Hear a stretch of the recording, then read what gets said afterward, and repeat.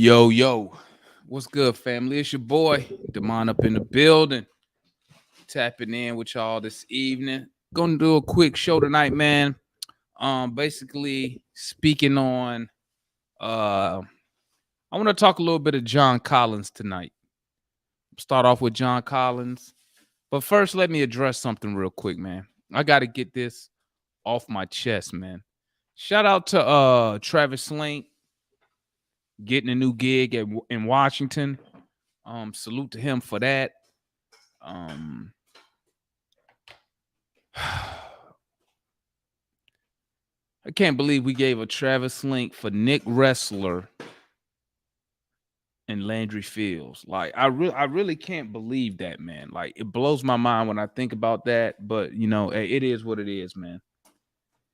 Nothing we can do about it now, but hope that Nick Wrestler and Landry Fields can get stuff done. Turn this into a winning organization.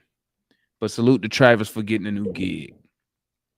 But I want to talk about John Collins real quick. John Collins, I know a lot of fans want him traded off of the team. A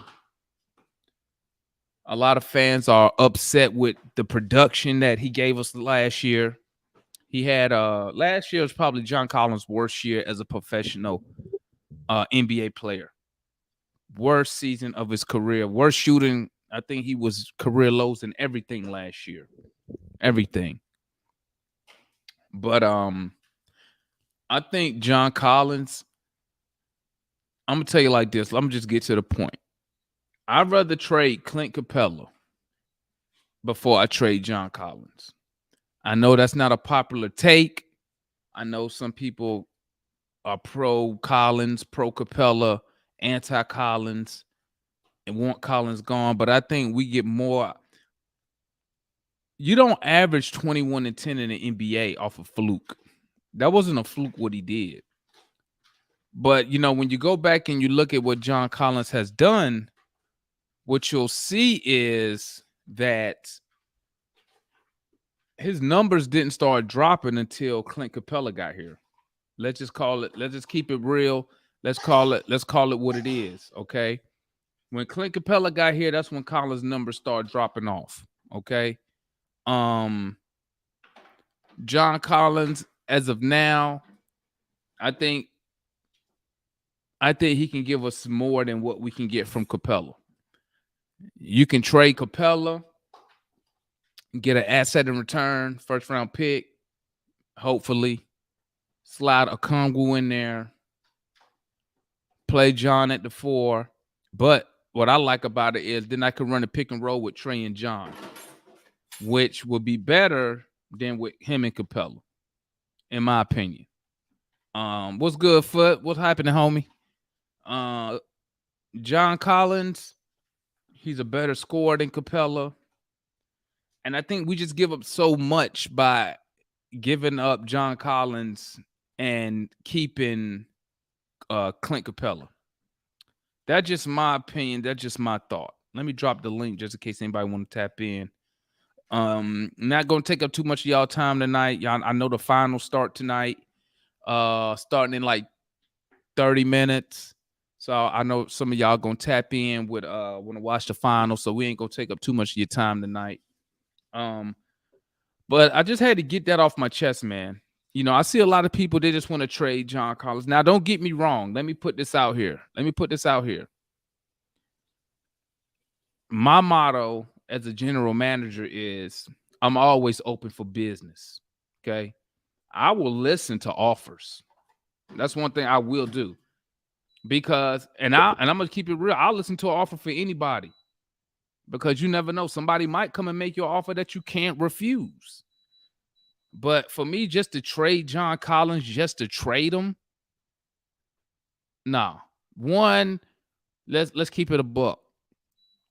The Hawks have not done a good job in keeping John Collins' trade value up.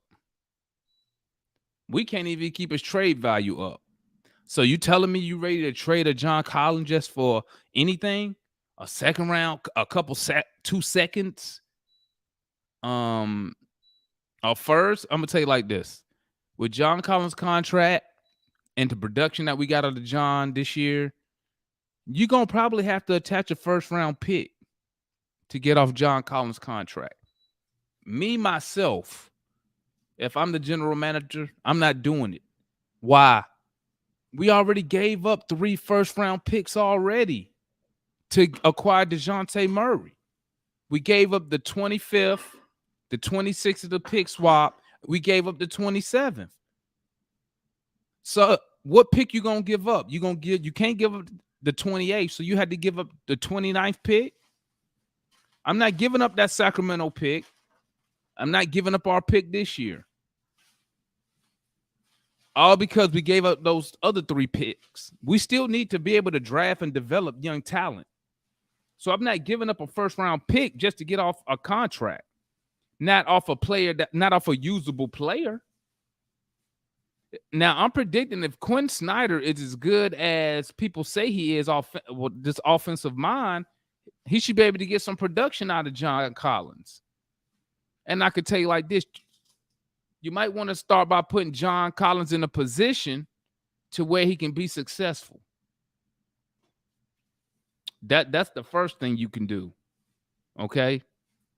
And I know, and then everybody's talking about him playing in the post. Listen, you don't have a problem when DeAndre Hunter don't go in the post. You don't have a problem when Clint Capella. You can't even throw Clint Capella the ball in the paint. Because what is he going to do with it? What are you going to do with it? But for some reason, well, I know why people get on John Collins. People only get on John Collins because of his contract. Flat out. That's what it is. People only consider John Collins a number 2 option due to his contract. And let's keep it real. The owner gave him the contract. If the owner would have listened to his president of basketball operations, a guy who know what he's doing, we wouldn't even be in a situation like this right now. But since the owner wanted to meddle in basketball business, we're in this position now. Every time he meddle in don't get me wrong, he is the owner, but it's a reason why you hire a president of basketball. So I'm just telling y'all, I think we can get more production from John Collins than we can Clint Capella. And then people gonna tell me that Sadiq Bey is better than John Collins. Man, come on, man. Like, come on, my guy. No, he's not. He's not better than John Collins. Okay. But yeah, man. Now, with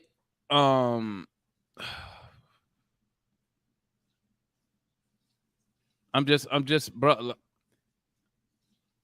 Every time I think about our situation, man, it give me a headache. I get a headache, man, because like we just got so much crap going on right now as far as contracts, players, who gonna play where. We got 2 and 3 players who play the same position. We gave up 3 draft picks to go get a point guard, but we already have a point guard. You let Kevin Huerter go just to give her 5 seconds to go get a 3-point shooter. Like, ugh. But I'm gonna tell y'all one thing, man. Just watch what the owner does. If he want to get below that salary cap this year because he don't want to pay the luxury tax, which he's never paid, be prepared for a long season.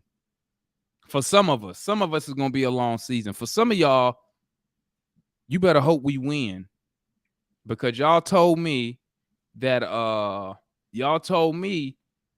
this that Quinn Snyder is this basketball offensive savant. So some of y'all better hope we win 50 games, because I'm gonna be on you if we not winning these games. I'm gonna tell you like that straight up. But obviously, as a diehard Hawks fan, I'm hoping that Quinn Snyder can come in here and make something happen. Because y'all know me, I'm all about wins and losses. I don't care about nothing. I don't care about all-star. I don't care about none of that stuff. Wins and losses.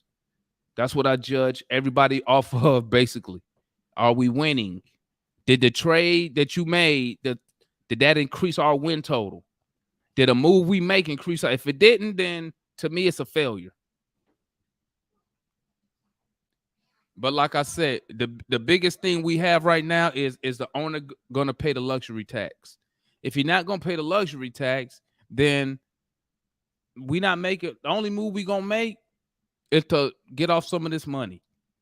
And if you trade Collins, if you trade, which I don't think you're going to be able to move Collins, if you trade Capella, if you trade a bogey, we're not going to get nowhere close to the value in return. As far as the player, and I know for some of y'all don't care. Y'all don't care if we trade John Collins for 2 second-round picks. You don't care if we trade Capella for 2 second-round picks. I know some of y'all don't care about that. I do. Because you just can't be out there just making trades just to make a trade. It got to make sense. And at the end of the day, last time I checked, we are not a rebuilding organization. So we don't need to be trading people just to get some picks in return. You know what I'm saying? So, I mean, we're going to see what the owner want to do, man. Does he want to pay the tax or no? But, you know, every time I just look back, man, like today when I saw Travis Slink ink the deal with the Wizards. And I'm just sitting here looking like we had this guy and we ran this guy out of town because of Landry. We replaced Travis Slink with Nick Wrestler, Landry Fields, and Kyle Korver. That don't even sound right when I say it. We don't even have a real basketball executive with any type of championship experience in that front office now. None. Zero. Like this organization, man, and I know I'm supposed to be talking about John Collins, but man, listen. This organization is we don't have a plan, man. We don't have a plan. We don't have an identity. Wait, my bad. We do got a plan. The plan right now is to keep Trae Young happy. That's the plan. That's the plan. Keep Trae Young happy. Because I'm gonna tell you like this: 2 years from now, if we still this mid-level team, don't be surprised if he asks for a trade. And I wouldn't even be mad at him. Because why would somebody like a Trae Young want to waste, 10 years, 12 years in the organization that ain't going nowhere?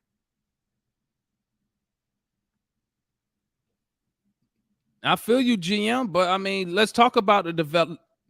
Who the last player we drafted, man, that we developed that has become an all-star? Al Horford? Let's keep it real. Our development, you know what it seemed like? I'm not even going to front, man. It seemed like every time we draft a player, they play better when they go somewhere else. That's what it seemed like. Like, what's a good example? Look at Bruno Fernando. When we drafted him, he didn't do nothing here impactful. But as soon as he went to Houston and played us, the dude looking like a legit starter in the NBA.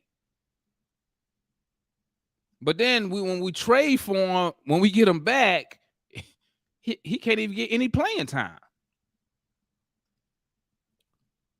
So I don't, at this point, I don't have faith in our front office to develop players right now. Because we don't have, somebody give me an example. We got Al Horford. Who else have we drafted and developed into an all-star? What you gonna say? Trae Young? That's a gimme. When you drafting at 5, he's supposed to be an all-star level player. So Trae, Al Horford, Jason Terry. When did we draft Jason Terry again, Ayers? What, 2000? 2000 when When we get Terry? 2005? I can't even remember. Been so long ago. You know that's bad when you bring up Jason Terry. We done drafted him. He done been an all-star, won a championship, and retired.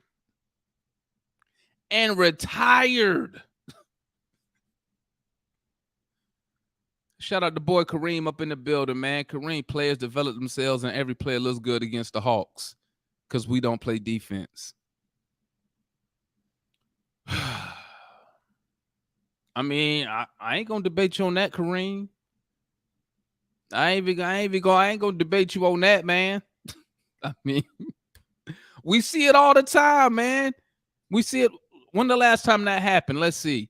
Every player looks good against us. Last time that happened, regular season, when we played the Celtics. When we played the Celtics, what was that? The last game of the season or something like that? We needed to win the game. And what's his name? Was it Pritchard? The white guy, Pritchard? Was that his name? Had a triple-double against us? He had a triple-double against our starters, but he can't even start on the Celtics.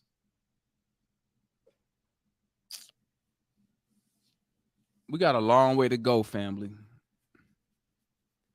We got a long way to go, but I don't think moving John Collins is going to solve. I don't think moving Collins solves any of our issues, man. If anything, we need to keep. If anything, we need to keep John Collins for the help defense, because he is good at help defense, and you know we need to help defense because our guards can't defend, and it's always penetration. So.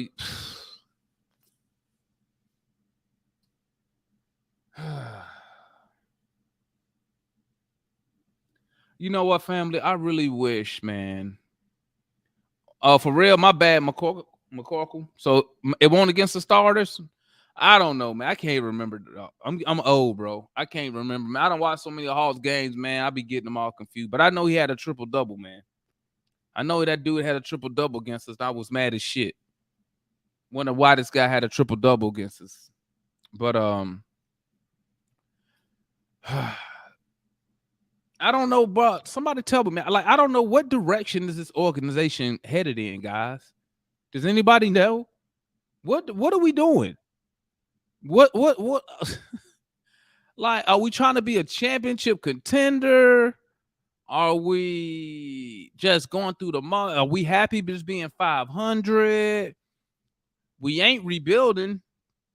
I mean, we can't blow it up.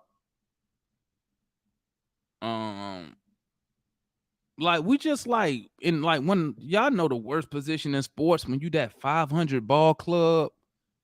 Like we in the worst position. You know what's so crazy, man? When Travis took over, he cleaned house, man.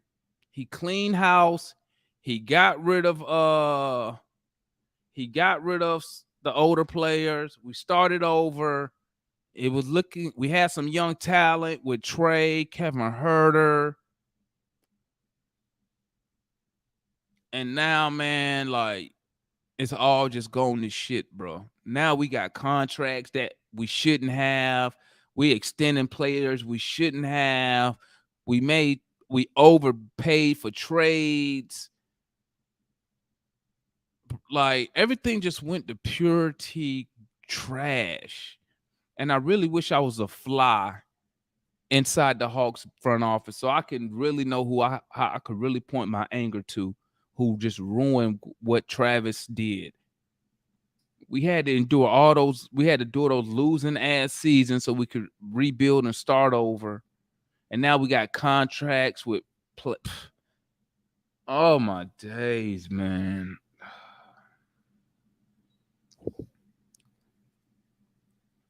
A soft rebuild. How you go, King Phillip? How you go from the Eastern Conference Final to a soft rebuild, man? Like we're going the wrong way. We're trending the wrong way, man. We had we got rid of Nate McMillan. You got Quinn Snyder. He couldn't fix our defensive issues. We actually gave up more points on the Coin Snyder. We was giving up 120 points. In that Boston series, in the first round, we was giving up 120 points a night with the new coach. And I'm going to tell you, he coming back with these same players, dog. The same core players is going to be back here next year, man. And don't get me wrong. Y'all know I'm a fan of trying to get Jaylen Brown. What my boy Joe said, why we advocating for John Collins? The same reason y'all advocate for the other trash on the team, like Hunter.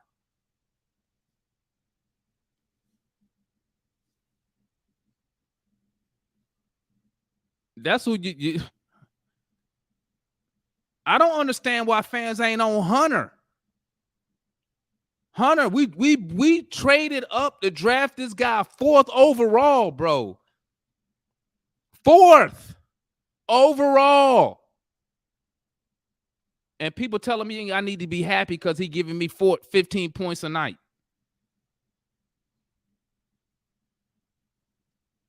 And I'm going to tell you right now, John Collins, and I said it a million times, he ain't going nowhere, bro. We shouldn't, if we got to attach a draft pick to get off Collins' money, because that's all people really want. They just want to get off his contract. Because I'm going to tell you right, if John Collins was making $15 million, no one would care. No one would care if he was making $15 million.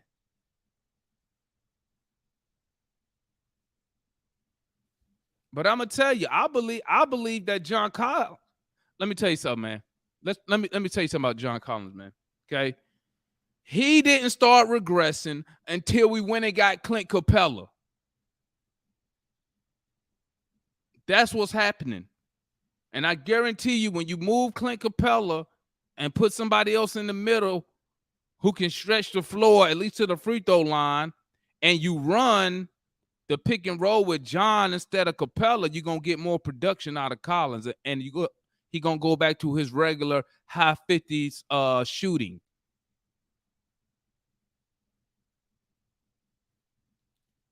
Who should the Hawks have taken instead of Hunter? I don't know, but I'm going to tell you like this, Kareem, we shouldn't have traded up to get nobody. If you telling me, Kareem, that draft was that bad, why did we even trade up to get Hunter? We should have let the Lakers have him. Because you can't sit here and tell me that Hunter is giving you production you expect out of a number 4 overall pick. I can't believe that. I can't believe what Hunter has given us over the past 4 years is what you expected when we got him. Like, oh man, if he just give us 15 points a night, I'm gonna be happy as a number 4 overall pick that we traded up to get. I could have seen if we had the 4th pick, we didn't even have the 4th pick. We traded up to go get this guy. So if you telling me that draft was so weak, we should have stayed where the hell we was at and just took whoever was there. Jalen Johnson is Collins' replacement. Jalen Johnson can't shoot the ball, bro. Have you not been watching the game? Why you think he barely played in the playoffs, man? He can't shoot. He know that. They was lit in the playoffs. The Celtics, they was letting him shoot the ball. They dared him to shoot that 3. He can't shoot. Until Jalen Johnson can shoot the basketball, he a liability, man. He a liability. Because in today's NBA, you got to know how to shoot that ball. What did JC shoot on the season? He shot 30% from 3. He shot 30% from 3 and shot 52% from the field. Now, go see, is that better than what Jalen Johnson shot? And get back at me. And Collins is a career. Collins is a career over 5 seasons, a 36% three-point shooter, dog. JC is a better shooter than Jalen. Only thing Jalen got over John Collins is that he can handle the ball. He can dribble. Collins can't dribble. He never had to. There's not a lot of good small forwards in the league. No, but what I'm saying, Kareem, what I'm saying, if that draft Hunter was in was that bad, we shouldn't have traded up to go get him. Let somebody else have him. We could to whoever was available. Well, let's talk about it. JC ain't going, bro. I'm gonna tell you like this, man. If we got to give up, if somebody want to trade for John Collins and we don't have to give up a first round pick, hey, do it. Do it. But I'm gonna tell y'all one thing. I don't want to hear it next year. I don't want to hear no nonsense next year. Cause all exit interview, bro. Listen, exit interview don't mean nothing, man. You don't have to do an exit interview with the media. You don't have to do one if you don't want to. But I'm gonna tell you like this: John Collins, he speaks to the media more than anybody on the team. So him not coming to an exit interview don't really mean nothing. But I'm gonna say it like this.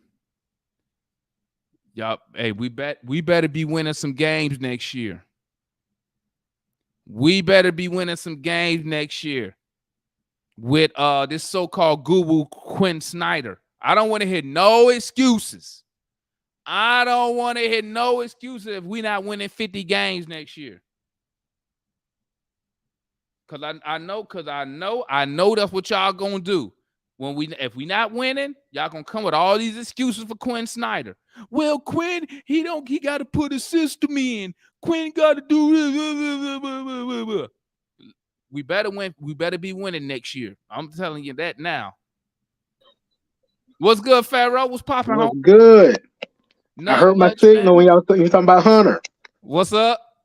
I heard my signal. So somebody asked me earlier today, why do I like JC more than Hunter? JC has shown me he can be B to B plus player. Hunter has never shown me that. Everybody in NBA good. Everybody can go off for a game or two.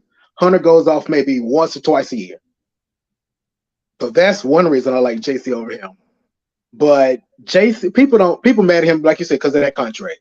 If okay, it's only one ball to go around. DJ here now, that's less shots. DeAndre Hunter here now, that's less shots. Bogey came, that's less shots. Clint took 95% of his pick and roll stuff. It's only one ball. Somebody gonna have less shot attempts. So if you want him to still do 20 and 10 on his shot attempts, you want him to be better than Steph Curry, shooting 6. And okay, his finger fucked up, and they got him shooting threes. He can shoot threes, but he ain't a 3-point shooter. So all of that, you want him to still do 20 and 10. Yeah, they be and then they be mad because he don't get rebounds. Like I try to tell people, it's hard to get rebounds when they got you standing at the 3-point line. How you gonna crash the boards and you at the 3-point line? Like it just it just baffles me, man. But like I said, all this people talk about JC, but Hunter, number 4 overall pick, traded up for. And he ain't giving me number 4 overall production. Because I do believe Trey was 5. Yeah, Trey was 5. He was 5. I know people say that was a 3-point postseason, 34%. Jalen Johnson, 36%. Now, Joe, put up the regular season stats. Put up the regular season stats, Joe. See, that's what Joe trying to do. Joe trying to pull a he trying to pull a Matt. They like to put out little percentage numbers. Yeah. he just seen them already. That's why he went with the postseason. That's why he said, let me post the postseason because I know this is higher. Jalen Johnson can't shoot. How many minutes did Jalen Johnson play in the playoffs this year, Joe? If he's so good, how come Quinn Snyder didn't play his ass against the Celtics? I think he had one game. He played more than maybe 2 games. He played more than 10 minutes. If he's so good, that y'all Lord and Savior Quinn Snyder didn't play him more than 10, 12 minutes. He can't shoot, bro. I mean, yeah. Now he hasn't shooted yet. Listen. He not ready, bro, to be a starter. Now, He may come ready this season, but last season he wasn't ready to be playing no real minutes like that, man. He was terrible last year. He gave Jalen Johnson did give us moments, but he not consistent. He stepped up from his rookie season. That's about Yeah. pretty much it. He probably need another. I would give Jalen Johnson another 2 years, man. Let me see. Would you rather have Reddish or Hunter? I would rather have Hunter, but everybody had Hunter rated higher than Reddish pre-draft. So, yeah, I would have got Hunter. I wouldn't have traded up to get Hunter. I'm going to tell you that right now. If it was a bad draft and there was only a few good people in it, right. If we traded up for him, he was supposed to be one of those good people. That's why I said we should have just stayed where we was at. I think we were 6 or something like that. I would have stayed where I was at and just took whoever was there. Fuck it. If the draft was bad, if the draft was only say only the top 3 was really worth a damn, why am I going to trade up for anybody then? I'll just wait, get whoever available, and then we extend Hunter $90 million to get the same. What did he give us? 15 points. Did he have what? 17 this year? I think it was 16. Let me pull it up. I'll pull it up real quick. And I'm not defending JC having 9 points and 4 rebounds, but expect him to do 20 and 10 on a nightly basis is ridiculous. Considering, and people don't like the factor in that his usage is dropping every year. Let me look at these stats right now. Right now. Let's see what we got here. Let's see what we got here, man. Okay, man. Let me tell you something, Joe. Collins 29% from 3, Jalen Johnson 28 from 3. Collins is not an elite 3-point shooter. I've said that over and over again.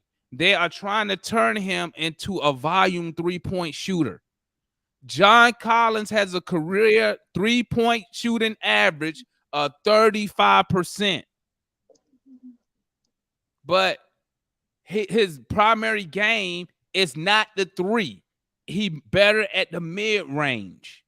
That's what he's better at. He's awesome in the pick and roll with Trae Young. But obviously, I know people don't want to hear that because it don't go along with y'all narratives. They showed when Clint was out how many ever games there was. Didn't JC perform real well with Trae? Yeah. JC, he is not a shooter. Joe, you gonna sit here and tell me that 28% from 3 is good? Is that what you telling me? Let me pull up Jalen Johnson's stats, bro. Hold up. Let me pull up this dude's stats. Because these cats, they're killing me right now. They're killing me. Let's see. Let me see what he doing. What he did. I want all his. I need to see. I want full career stats. Let's see. What this guy do? Let's see. Did he even shoot better than AJ? 23% from 3. He's a career 28% shooter from 3 for his career. 28 freaking percent for his career. John Collins is 35% for his career. That is a big ass gap. If I'm not mistaken, that's a huge gap. That's a huge gap. Now, I'm talking over the career, not just one season. You can pull up. This is John Collins' worst shooting season. His worst one. So let's look at the career numbers. What does he give me over John? Give me 35% from 3 over his career. Jalen Johnson, 28%. He can't shoot. But hey, if that's what if that's what you want to run with, if that's your argument, if that's what you want, now is that he barely played. Oh, here we go. See, y'all got excuses for all these players. This is what I notice about y'all. Y'all got excuses for players that y'all like. When y'all don't like a player, whatever they do, la la la la la. Man, let me tell you something, man. Okay, let me tell you something. John Collins is going to be here next year. Unless Tony Wrestler wants to take a L because you're going to have to attach a first round pick. Are y'all telling me, chat, you rather attach a first round pick to get rid of Collins? Considering we don't have a first round pick in 25. They pick swap us in 26. We don't have a first round pick in 27. So you want to attach, what's this, 23? So we could trade 20. We could trade the 23 pick. 23. Because you can't trade the 24 because you can't trade back-to-back first round pick. So what is this? Is this considered 23 or 22? 23. So you would have to trade either this pick. We got that Sacramento pick. When does that convey? We get that this year. We get that next year, huh? Or this year? Next year. If I remember right, this next year. So we could trade. So you want to give up the Sacramento pick, or you want to give up the 29 pick to get off John Collins? I'm gonna tell you, I'm not. If I'm your general manager, I ain't doing it. You know why? Because I already gave up 3 first-round picks to go get Murray. And guess what? What if Murray decide to leave? So now I'm giving up all my draft assets. See, that's what I be talking about, man. That's why I say the front office, they fucked us, man. They've ruined everything. Because guess what? I believe we could have went 41-41 without DeJounte last year. Yeah, problem. And we could have had those 3 first-round picks to put up. So you're not giving up a late first to get off $125 million? Hell no, because it ain't $125 million. It ain't 125. Only what, 70 something now? Only 75 million left, man. We already went through 2 years of the deal. It's only 75 million left. And the cap about to go up, so people gonna be making 23. 23 people worse than John Collins are gonna be making 20. What you think Sadiq Bey want to get? What you think Sadiq Bey want to get paid? He already put out, his agent already put out, he looking at $20 million. I mean, see, y'all gonna pay Bey $20 million, come off the bench. My man told me Sadiq Bey better than John Collins. I was like, man, I'm done with some of these cats. I can't do that. I'm done with some of it. When he told me that, I was like, oh my days, bro. What are we watching here? I'm not giving up a first round pick to get off 75 million over a player who can give me production. We just don't use him. I could see if he was, even if we did trade for two, I guess it would be two random people, the team will be worse. What person gonna make us better? 2 randos gonna make us better than just one John. We gonna be in cap hell if we keep Capella, JC. Just know we already in the tax, man. Yeah, we gonna trust me. We only need to move one. He gonna move somebody. That's why I said at the beginning, it's easier to trade Capella because you don't have to give up an asset. But what's the downside? You probably could get one. What's the downside? The downside is you may not get a player in return that's at a Capella level. But that's why I said, what does the owner want to do? Does he want to pay the tax? Or does he look at his team and see, man, these motherfuckers, even with Quinn Snyder, is a mid-level team. I'm not going to pay the luxury tax to watch these dudes win 43 games. But that might not be a bad thing, though. If you don't get a player back, because Capella is a double-double guy. It's a lot of guys with the potential out in the NBA that can get you a double-double, okay? But listen, that might not be a bad thing if you move on from Capella, because you know why? That's what I think too. That means that we can open up the offense more for John. Because John... And move double over, we got to get paid. Yeah, it might not be a bad thing actually losing Capella or moving him to the bench, one of the two. Because now John won't have to complain about not getting enough touches and, have to be a spacer. We can actually open up the offense more for him. But one of the things I wanted to ask you who was the 41 and 41 team? I want to ask both. I want to ask y'all, what do you think it would take for this team to win 10 more to 15 more games? I Effort, think that's what effort. I was gonna say. I was gonna Yeah, That, say yeah, that's all it is to it. We got that's pretty what I much. was gonna say. Because You know, think about it. Think you about know how this many? solution. Go But think ahead. about this solution. You said 10 more games, right? You know, and that not. And I And I agree. want make your point, especially after all them games we tricked off. But go ahead, Watch make this. your point. And I agree with Foot effort. Because 10 games, I can name you 10 games. I could name 4 off the top of my head we should have won.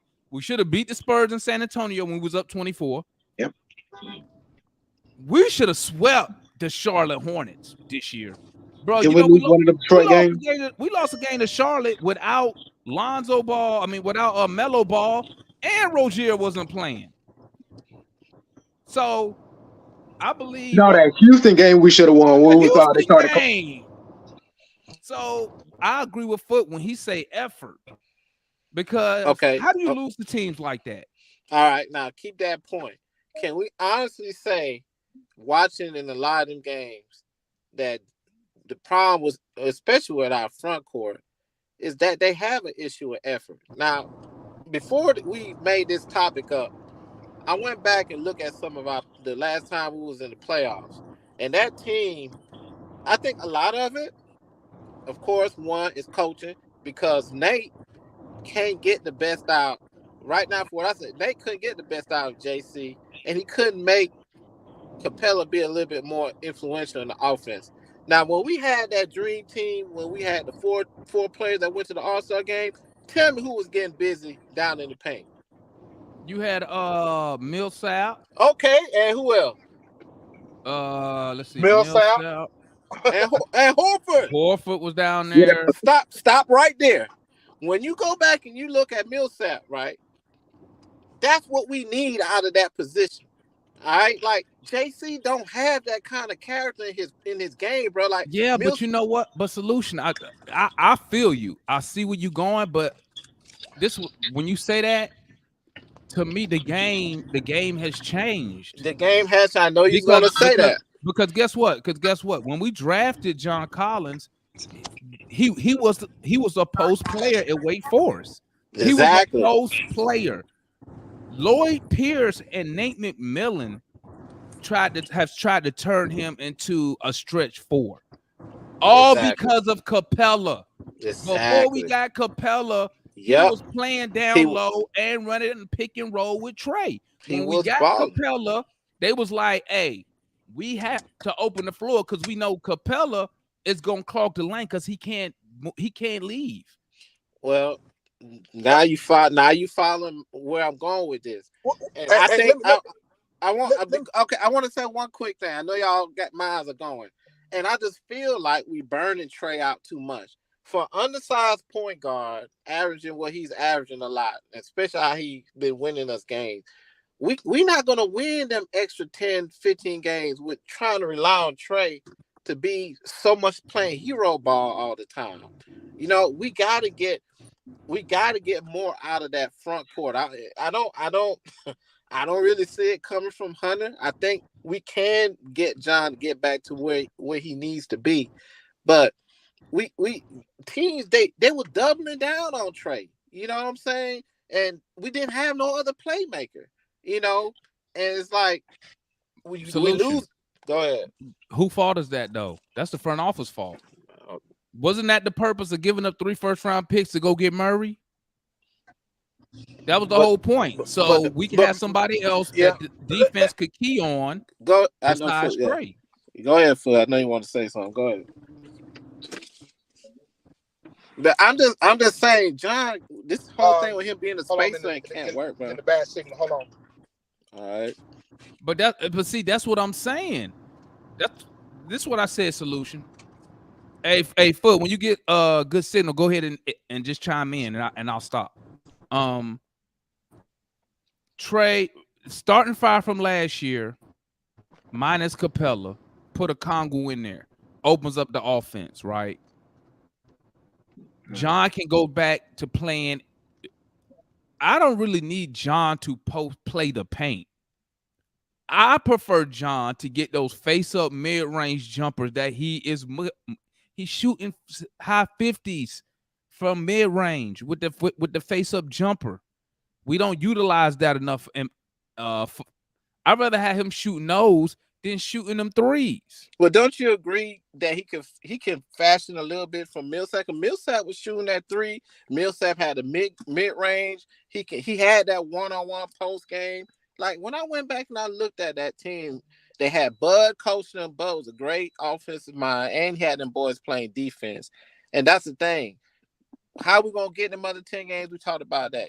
Defense got to be part of this pedigree going into. They got to buy into. Yeah, man, we tricked off too many games. Even that game when we lost to Philly right before the play-in, like that was ridiculous. We can't have lapses like that. You know what I'm saying?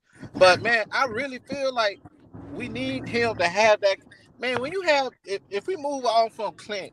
Like we gotta have somebody like a Horford, somebody that's somebody who can pass. Like we don't, you know how many centers can have at least some kind of vision to assist. You know what I'm saying? Like Conwoo can do that. Okay, exactly. Yeah, now I'm back, fellas. Let me just say this. Go ahead, Foot. I've really been thinking about this last few days, analyzing all this stuff. I'm gonna tell you like this, right? And the dudes we have need to play better and play smarter, right? Hopefully, Quinn can solve that. When you're talking about what we need to win, what we need to do to win 10 more games, you got to remember, this year was the only year that this team was healthy, right? And for the last couple of years, if you look at it, if we get the most out these dudes, if them dudes get the most out themselves, we're going to be competing at a high level based off the last few years with this pretty much the same core injured. Folks missing hella games. Just think about that for a second. When people say we're not far. Everybody want to trade everybody right now, right? Right now, ain't nobody out there that's going to be available that's going to make a huge impact without giving up a lot. I think that's where we at right now. Like the mom keeps saying, we're going to run this thing back. We might make one or two. And I really don't see, let's say for Clint. I don't see anything happening for a lot of these dudes that we talk about a lot to the trade deadline, almost halfway through the season, if you really look at it, right? So, because that's the time you wait to get something good when everybody's trying to make a move.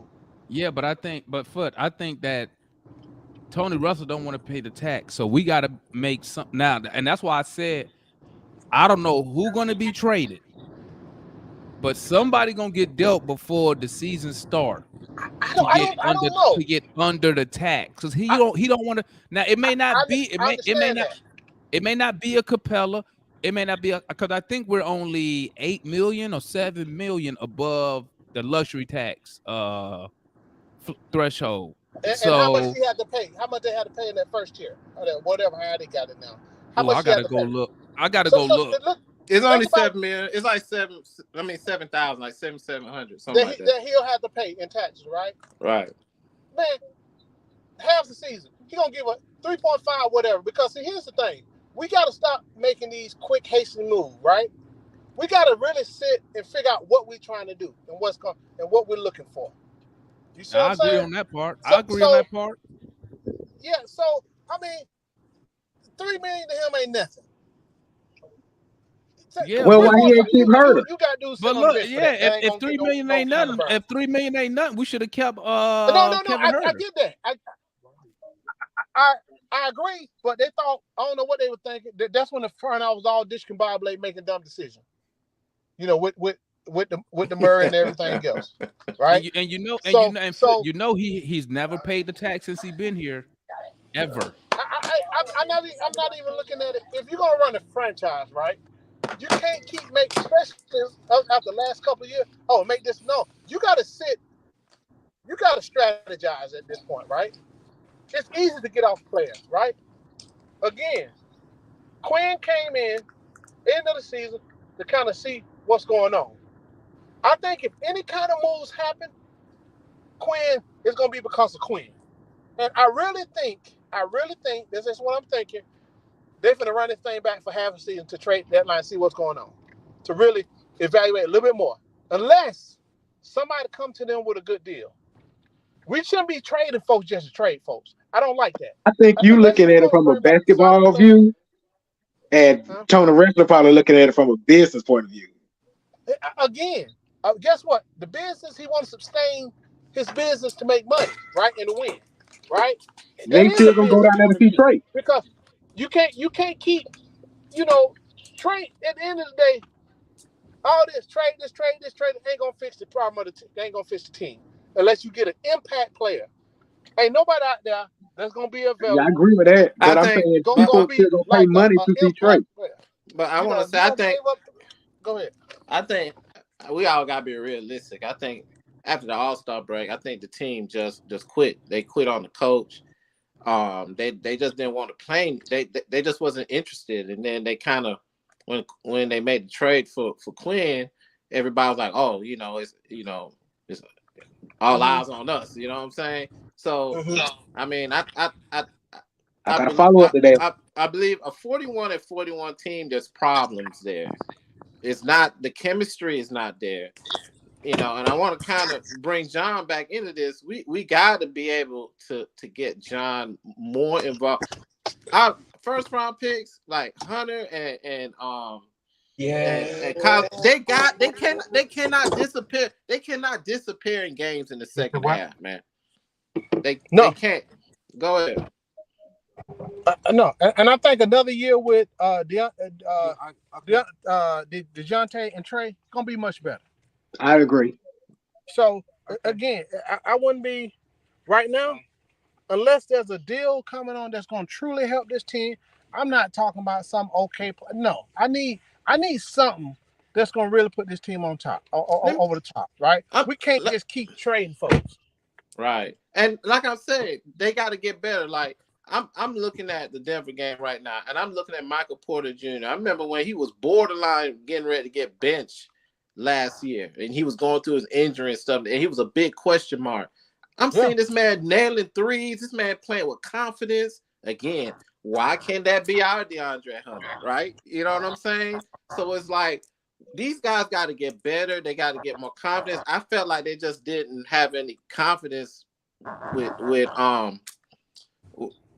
Nate in the second half. Like Nate was just the offense was about Trey, ISO They let that ball. carry over with Quinn too, because then No, they went Trey wasn't 500 doing with him. anything either on offense. They I went can't put this on 11-12. Nate. I can't put this on Nate. I'm putting this on the damn players because the But the We lost players, you. yeah, But but that's what I'm saying though. The players got to get better. That's how I started that off.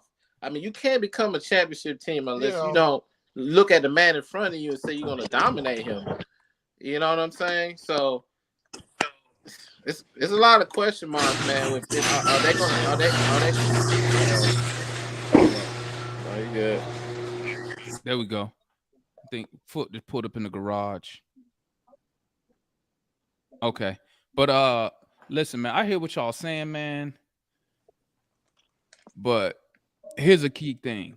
And like Foot said, man, and somebody let me know, what direction are we headed in?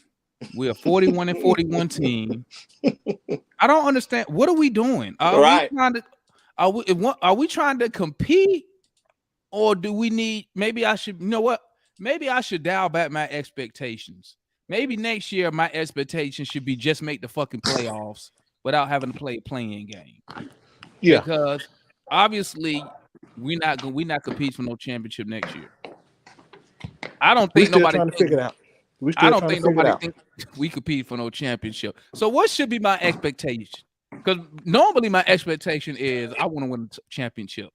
But then I come to reality. So should I be sitting here saying, you know what, guys, if next year we win 45 games and we're the number 5 seed, we don't have to go into the play-in, should I be excited about that? But No. I want to make I want to make I want to get your assessment, Demond. So the Lakers did a lot of stuff at midseason like we did, right? And where did that get them? I know they got LeBron. I know they got AD. We ain't got that. But they made moves at the trade deadline because they wanted to go as far as they want to win the championship. They got to they got swept, but we did the same thing. It didn't do anything. We brought Murray in. We got Bay. We extended Bogey, and our identity didn't change. You know what I'm saying? So what? I don't think we can really know what kind of expectations we have when we don't even know what kind of identity the team got. That's why I said trade deadline. To be fair, I think the Lakers would have lost to a healthy Memphis. That's debatable, of course, but I'm gonna give the Lakers credit. Like, you don't beat Memphis and who they play in the second round. They did beat Golden State. I get them Golden State. You don't beat Memphis and Golden State. So I'm gonna give the Lakers credit. I think they stepped up. They stepped up their defense in the playoffs. Their team got better though. That's what happened. Yeah, we don't have no $47 million to move though. Didn't we make a trade at the deadline? I mean, they moved. Didn't we add Sadiq Bey? That wasn't a power shift right there. That wasn't a championship move right there. That was a good addition. No, that wasn't a championship move. Hell no. What move was that? Just a move. I know it was a makeup because we got rid of Kevin Huerter, and then they found we got rid of Kevin Huerter for his 3-point shooting. But my point in mind, they identified that having Westbrook wasn't the right kind of chemistry for that team. We have a chemistry issue on this team because we can't get the best out of our bigs and our forwards, and we paying them like they all stars or something. That sounds like solution. That sounds like two issues right there. One is if we not getting the best out of our front court, why are we paying them like we are? I got to disagree about the front court.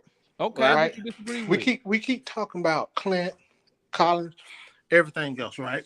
Put Hunter in there. Put Hunter in there. Hunter and all this, right? Hunter was hella efficient. Let's keep it 100, right? Hunter wasn't as bad as folks think he was, right? But Clint, Go ahead. No, we see people need to stop making the Clint out as a damn score. Talking about he ain't giving us nothing offensive. He averaged damn double. That's not enough. That's not enough, man. Hold on. But again, we got enough scores on this team, right? So you gonna take the ball out of somebody else's hand? That's the same thing I said about JC. You see what I'm saying? No. You know what? I'm looking at chemistry though. Chemistry. Numbers can be deceiving. They can be. But you know solution. You know why the chemistry jacked up? You know why shit don't match? Whose vision are we following? That's very true. A Travis vision, a Nick Wrestler vision, that's true. A Landry Fields. I don't mean to cut you off. Travis going to Washington. Bro, okay. Don't get me started, bro. We lost Travis Link. And let me put this out there because my boy Jordan tried to call me out on Twitter, right? I wanted Travis to be fired, right? Before all that information leaked out about Nick Wrestler, Landry Fields going behind Travis Link back. I didn't know. I thought Travis Link was the one putting together the Murray deal the whole time. Till I found out he was the one against it. So that's why I wanted Travis fired, because I thought he was doing all these moves until I found out that it wasn't him doing it. It was Nick Wrestler, Landry Fields using their influence on the owner to get shit done. So that's why he tried to call me out and say that I wanted him fired. Hell yeah, I wanted him fired until I found out he wasn't the one making the moves. That's why I want Landry Fields' ass up out of here. Now that I found out he the one making these stupid ass moves, I want his ass gone. Well, we can't bring him back because he got a new gig, but I just wanted to put that out there because I know some people didn't hear me when I said it the first time about it. So I'm gonna put it out right here so everybody know. Yep, I wanted his ass fired until I found out, because that news leaked in, and I want to say late January or February, when all that stuff came out about the front office and all that jazz. So yeah, I wanted Travis Link gone before then, but once I found out that it wasn't Travis who was doing that stupid shit, I apologize to you, Travis. My bad, my guy. I wish you were still here though. But like I was saying, solution, the vision. Whose vision are we following right now? I mean, it's And true. now, my bad. I didn't mean cut you off. Let me say this No. real quick. Go ahead. And now with Quinn Snyder supposedly having some executive power, He gonna bring his vision in now. who does anybody in the chat know who has the final say on personnel? Who has the final say on who we gonna draft? Is this supposed to be? Are we supposed to be running a front office by committee? Is that what we doing? The heads of Corver, Landry, Nick Wrestler, and Quinn, they're supposed to all agree on stuff, or I don't even know who's in charge. Anybody know? Yeah. And you got a lot of issues, man, when you're not getting production. I mean, if I was a business owner and I'm paying these guys the kind of money that I'm paying and they ain't doing shit, and the reason that you are borderline, material to watch is because of one guy, Trae Young. That's a big for basketball minds like us. That's a damn issue. Like, and my thesis of what I'm talking about tonight is that team that we had, even though we got put out by LeBron twice by Cleveland because LeBron he was in his prime then. Yeah, he was in the bag when yeah, he was, bro. But the thing was, we had a balanced team then. Those guys were averaging like 17 to 20 points a game. They were spacing the court, but I mean, you were spacing the court, but then you still had bigs that could create their own shot, and they had a mid-range game. That's the thing. Collins don't have. Well, I ain't gonna say he got a mid-range game, but he don't use it enough when they want him to just keep shooting threes. And then Capella don't have a face-up game, and he ain't got a mid-range game. He's relying on pick and roll and lobs. And when you got a backcourt with 2 point guards, that's only one point guard can set up the damn lob. So what you got 2 point guards out there for, and only one of them can do the lob at one time? You need a real shooting guard in the three. Like I said, the whole vision is you had to go in and fix the Herder issue when you brought in Bay, and then you found that Trae want to have DeJounte in the backcourt with him, and that's 2 point guards. That's a vision there. There's conflicting visions going on in there. You know what I'm saying? And who's getting left out? There's no emphasis on our front court. Nobody's getting better on the front court. And right when I got on, y'all was talking about JJ can't shoot. So we got all these bigs that can't shoot efficiently, and they can't take nobody off the dribble and play one-on-one. We don't need them to do that. That's my whole point. Yes, we do. Hold on. We went to the Eastern Conference Final with them dudes, right? The problem is this team doesn't play smart basketball, dude. That's coaching. Exactly.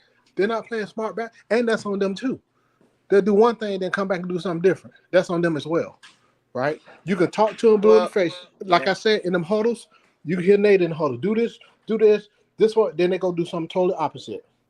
Yeah. Well, right? They're undisciplined, Foot. They're a young team that got young players they quit on the coach. Correct. And they did the same thing what got Boston out of the playoffs.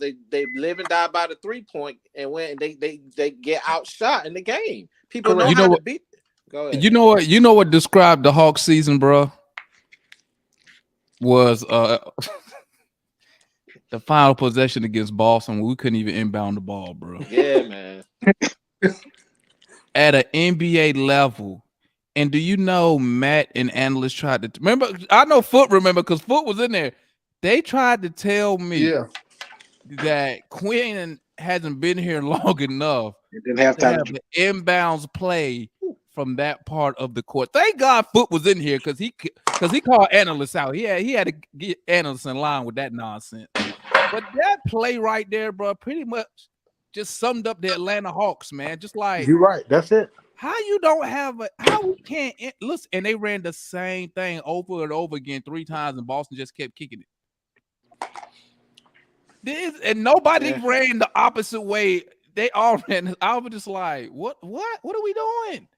But that pretty much Yeah. summed up the season, man. And you know But what? they, but yeah. Back to what y'all said about basketball IQ.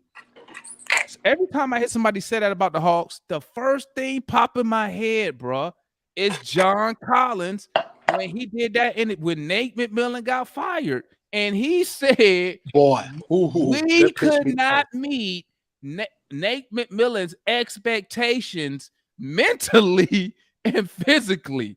What? What does that Well, mean? okay. You know Okay. how I took solution when I heard that. I That's was why I like, put is he some on trying to players. say like this? Is what I thought. Y'all tell me if I'm crazy. When I first heard that John Collins statement, the first thing popped in my head was, "You can't comprehend what he wants y'all to do." Is that what he's saying? Or am I hearing that wrong? Somebody talk to me. Yeah. No, Mentally, see, yeah. this is why I keep putting. This is why I keep putting a lot of them on players. After that, I already knew because I can see what's going on. But bro, to come out and say that, I was like, you got to be kidding me. Mentally, we couldn't. What? I was like, what? What you mean? Okay, I can understand the physical part. Maybe you're not tall enough. Maybe you're not a dog or something. Mentally, you can't think the game. Because that sounded to me like he wanted them to start like thinking the game. But when you said we could, he said we, meaning all of them, meet his expectations mentally. Like that kind of threw me off for a second. I was like, what? What are you trying to say? We our basketball IQ is low. We can't think the game. And then he said Nate McMillan is better for a veteran team. And right then I was like, y'all not. We're basically, and this how I took it. I could be wrong. I was like, so what John is really saying is that we really not on that championship level yet, to where because I don't think Mike Malone had to spoon feed Denver. He don't have to spoon feed Jokic, Murray. Like they know what to do when they out there. They on both ends of the court. Obviously, the coach might intervene, throw something here and there. But that shows me that, that the Hawks, Dumb. according to John Collins, still need to be spoon fed what to do. Hey, man, you go over there. Hey, man, stop dribbling out the shot clock. Hey, man, don't dribble and then throw it over here to old buddy with 2 seconds on the clock and expect him to do something. You know how the Hawks are a low IQ team? You know what's one common factor of a low IQ team? What is it? They can't play defense. If you're a high IQ player and a 5-on-5, you gonna know how to play defense. How many times we seen the Hawks, they'll be missing assignments, they leaving guys wide open, they doing the same dumb shit they did in the first half. They keep doing it. It's like they don't learn they don't progress through the game. We always have been one of the worst defensive efficiency team. We great on offense, but a team is a really good IQ team. They don't communicate. Like you watch these two teams in the finals. You see how they communicate, how they crash the boards. They don't. And they hold everybody accountable. I just seen Lowry pointing at one of his teammates. The Hawks don't do that. You know what I'm saying? You don't see nobody getting nobody face, none of that stuff, bro. So it's like, you're right. And then we got a $200 million. I remember when, I think like 2 years ago, man, Trey, you remember when you used to watch the game and Trey would be like like a step ahead of everybody on the team. You remember he used to throw the ball down in the paint and Collins wouldn't be ready for it. Sometimes Capella would miss it. He would throw the lob, they'll miss, because Trey, for a guy that can get you 10 assists a game, he sees the court very well. But I don't think the other players are really up to that level right now. You know what I'm saying? And it's up to them if they want to get better, man. But that IQ thing is a big issue with our team. And you can see how the offense is done. We watching the game, we come on the after show, be like, look at the offense. Why is like half the season we was talking about how the offense just looks stagnant. And I think you said it best. Like Collins said, they don't know how to do it. Like they don't have the skills. Mentally. And you know what else was funny? I was reading an article where they was talking about Joe Mazzulla and the Celtics. Obviously, this was before the playoffs started when the Celtics was rolling, and they asked him about his offense, and he said, "We don't." He almost said what Nate McMillan said a while back verbatim. He's like, "We don't really run that many plays." He said it's based off reads and action. He said, but the player, you gotta have a high IQ to do that because you gotta be able to read the defense, see what you got, and make the correct passes and the correct plays. Exactly. So if our players now IQ wise, offensively, Trey to me is in a whole nother level than anybody else on the team. Of course. I will yeah. Because I will give Trey Young credit right Yeah. there. When He it can comes get to 10 reading that game offensively, he's Yep. way up here. Everybody else down here. He can get 10 assists in one half, bro. But yeah, go ahead. But I don't think our other players, I don't really think they see the game and think the game at a elite level that you would probably want from a number 2 type player, another, because that should be your other superstar or star. They should be able to read the game at an elite level, make the appropriate reads. But I want to make a great a point. You know how many times for everybody, Pharaoh, we'll come on the show and we'll talk about how many shots Trey put up. Oh, Trey shot 6 for 24 because he pressing. We'll watch the game. Trey will come down. It'll be 19 seconds on the 24-second clock. He jacking the shot up. I'm like, he put too much pressure on himself. If all of us was Trey Young and we come down and you don't even take at least 10, 12 seconds off to get into the offense, that tells you right there's an issue with the offense, man. Yeah. You see what I'm saying? That he don't have confidence. Pass it around a little bit and then get it back. Right. He looking at John and Hunter like, well, I'm gonna give you the 3-point shot when I can shoot it. Exactly. You're right, Salute. You see what I'm saying? That's another issue with our offense. We don't even get into the offense. When Jimmy come down, them boys would pass the ball 3 times. I seen the Celtics swing the ball like 3-4 passes, and they had an open Derek White in the paint, bro. We don't do stuff like that. You know why? Because it goes back to our IQ, man. And it's even worse on the defensive side of the ball, man. Like it's bad. On the defensive side, we are.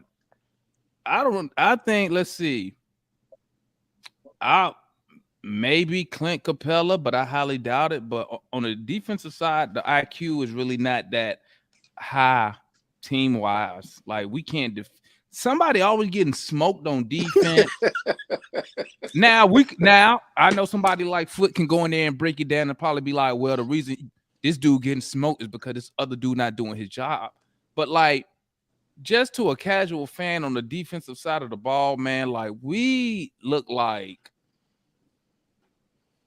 it's just, bro. Every time we play somebody, it's always some random ass dude going off for 25. Because they're not disciplined and they come in. I'm pretty sure the assistant coaches and the coaching staff is saying the same damn thing coming into the game. We can't let Hero burn us. We can't let Roselle burn us, and they still do it. That means they're undisciplined, bro. They don't have the logic up here to get shit to register, bro. They can't stay focused for a whole 48 minutes, bro. Yeah, and the energy, and the fucking energy and the effort is the problem. Like you said, staying focused. But hey, Foot, what about this, Foot? What about because I was watching Kwame when he was ragging on LeBron, right? Mm-hmm. But he made that point when he made that point about superstars got well, probably everybody, but you really game plan for the superstars, and superstars, they got spots they're gonna get to on the court, right? So what about preparation? Do you believe our players are like, okay, we got the Hornets, I know I'm gonna be guarding either this player or that player. Let me read up on the scouting report. Let me see where's this guy's spot at. Where's this dude? And I'm asking this for Do you think that our players actually prepare a game plan? I know coaches do, but the player on their own game plan against all the players they think they could be guarding, even not the starter, but what about his backup? Because that's what we be getting smoked by the Yeah. Rams. Going back to what Solution said, they're undisciplined, right? Undisciplined. That takes a lot of discipline to put that work in like that, right? And because they look at film all day long, they got shit on the iPad, right? Yes, they do. So Yeah. this is where the main thing with this team, there's no damn accountability. I'm not talking about the coach with the coach holding account like folks be saying. A championship team, and like y'all mentioned earlier, you gonna have motherfuckers getting each other face. They're gonna hold each other accountable, right? You don't need no coaches to hold them accountable. Coaches that are coach, not be a damn babysitter, right? For me, niggas need to be back there fighting in the locker room after some of them bullshit tricking off games. I'm just saying, man. I agree. Hey, bro, There's I no was ready leader. Who's the leader, right? I was You ready. I had was ready to Solomon. fight. Yeah, Solomon After and that, Vince kind yeah. of helped this team along. We missing vet. We missing a solid vet. Yes, we are. Hey, after that San Antonio game, I was ready to fight, bro. Like, I was so mad walking to the car, bro. Like, I was heated. Like, I could not Okay. believe we tricked that game off, man. Yeah, and and I want to make a point. That's how I know when Quinn came in, it was more of an observation period for Quinn because he couldn't change nothing. He couldn't do anything. He was running the same damn offense that we had when Nate was here. And then I look at this, and we want to make John Collins a spacer, a 3-point shooter. We want to open up the floor because it's more prime time for Trey. But our 3-point shooting was horrible this year. Like Everybody. Trey's 3-point shooting was terrible. So that's how I know we was running the same damn plays in the offense because our shooting didn't get better when Quinn got here. But check this out. Hold on. I think you're giving too much. Trey is not a 3-point shooter. He shoot a lot of them. He a volume Yeah. shooter. That's it. Yeah, but he's not a He not. I don't 3-point consider shooter. Trey like an elite 3-point shooter. No, Yeah, he's not. He's not. No, so that's basically what I'm saying. He's not an elite 3-point shooter, right? So, I get it. I'm still think that shoulder was jacked up, right? Because them uncharacteristic things he was doing on it, his shot was missing like it never had. And that's why Nate told his ass he need to be getting some shots up. His ass went home. But I keep hearing everybody on the panel say, "Oh, Quinn want John to be a 3-point shooter, and they want to space the floor and all this." We don't know. But my whole thing is, where's the proof that we can do that? I don't know, but solution. Hey, Trey got that podcast out. They on Twitter. They all guess what he said on Twitter. He said Trey said he working on his 3-point shooting because Quinn want them to shoot more threes. Well, that's what I'm saying. We just all agreed that he's not an elite 3-point shooter. Hey. We damn He give it. I don't like his damn Tony talk. We damn know. Let me for no reason. We damn know. Yeah, he working on let me that give you a little bit of 3-point. resistance. Let me give you a little bit of resistance on Trey and his 3-point. Shout out my boy Tanju, man. Tanju in the building. You ain't in the garage, Tanju? What you mean I ain't in the garage? I'm about to say Tanju my garage homie, man. Man, I'm in the garage. I'm in the garage, bro. Hey, but I'm gonna say this. I'm gonna say this because, and I'm gonna throw John Collins in there too. This past season, both of their 3-point shooting was down from their regular career. Right. Now, we got to remember Trae Young used to be, I don't even going to say used to be because all he has to do is just get back to his normal self next year. But he was one of the only cats in the league that was compared to Steph Curry and Damian Lillard on his range. You know what I'm saying? And it wasn't because, it was because that's what it was. You know what I'm saying? Like Trae Young, I mean, obviously he ain't a Steph Curry, and I'll even say he ain't even a Buddy Hield. You know what I'm saying? Buddy Hield 3-point shooter, but I mean, he has been a threat on the 3-point line his whole career up until this past year. So I'm just giving y'all some resistance, some pushback on trashing Trey on his 3-point shooting because he ain't one of the best, but he definitely has been considered, one of the 3-point shooters, somebody who's a threat and actually spaces the floor and can actually hit those logo threes. So yeah, I don't think we was trashing him. I don't think we was trashing him. He What we definitely saying, got the range. We He just just go. We ain't just he's go not about a what the elite number shooter. said. We Yeah, just he's go- always a threat anyway. He's not an elite 3-point shooter. Is what we were talking about. Yeah, like last year, not this year that just passed, but the year before he was because he was shooting almost 40% from three. That's considered elite. This year, he was at the beginning of the season all the way to December. He was fucking awful. He was like 29%. All the way up until December. He started picking it up in January. And that's why I be telling people, our offense got better as his 3-point shot got better. And you'll notice some games, I guess somebody might have tapped into him because some games he was cutting back the 3-point attempts because he wasn't hitting them at a good clip.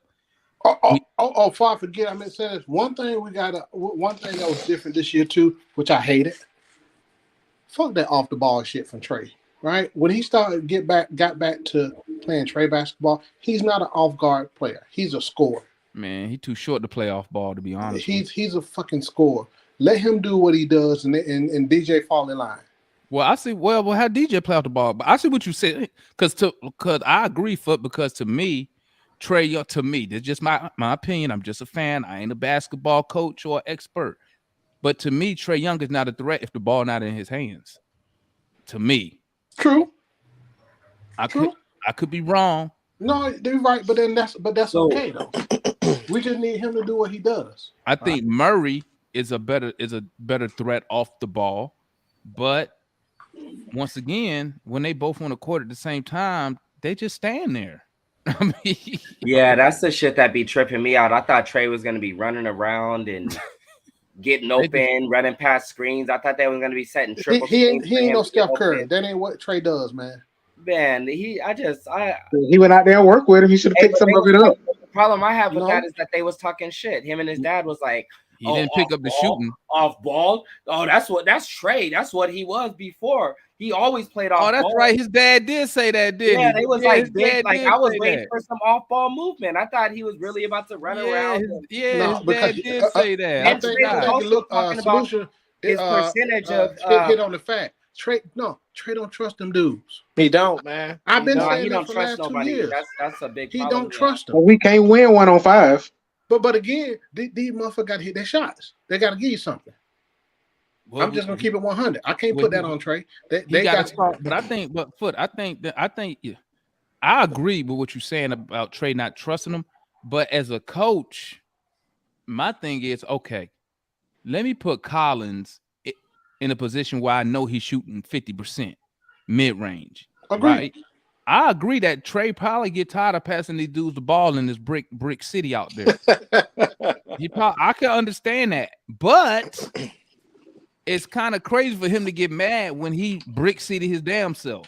When he come down and just fire some random bullshit and it's bricks because he shot. He don't. Sometimes I think that's what the issue is. Trey don't play within the game at times. He don't take what the defense is giving him. He start forcing it, right? Sometimes he don't take smart shots. Sometimes, right? And that's what that is with him. He got to play within the game itself. And what's the score? What's that Denver game looking like? Solution? What's the score of that Denver game? Denver up by 13. Yeah, 52-40. Hey, I'm gonna keep it. I'm gonna keep it a buck with y'all, man. Listen. The identity of this team is not going to change until John Collins change. I remember being on a fan show with you, Damon, and others there, and we used to complain about Herter deferring all the time to Trey Young. Yeah. And man, it used to upset you so much, Damon. Like you wanted to like beat the screen in, like you know what I'm saying. And I feel like it's the same thing going on with Collins. Collins got to understand, like, bro, he was here before Trey. He was averaging, when he was at his peak, he was averaging close to 20 points a game. He cannot defer to Trey. He got to. I don't think he got, bro. Listen, I love John Collins, but I don't think he got it in him. I He want to hear barked up at somebody Trey say Williams it. and he ain't did it since. Like, you know how like he called the fans out after one game?